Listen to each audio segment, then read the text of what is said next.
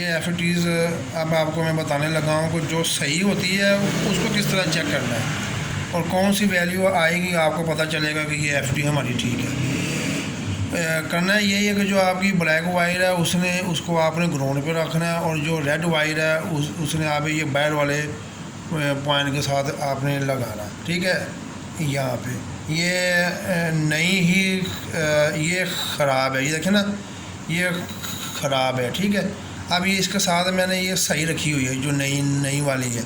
इसको ही हम ऐसे चेक करेंगे कि ब्लैक वायर ग्राउंड पे लगाएंगे, रेड वायर इधर वायर वाली पिन पे लगाएंगे। इस तरह डायोड की रीडिंग आनी चाहिए जैसे ये आ रही है, ये एक तरफ आएगी, ठीक है।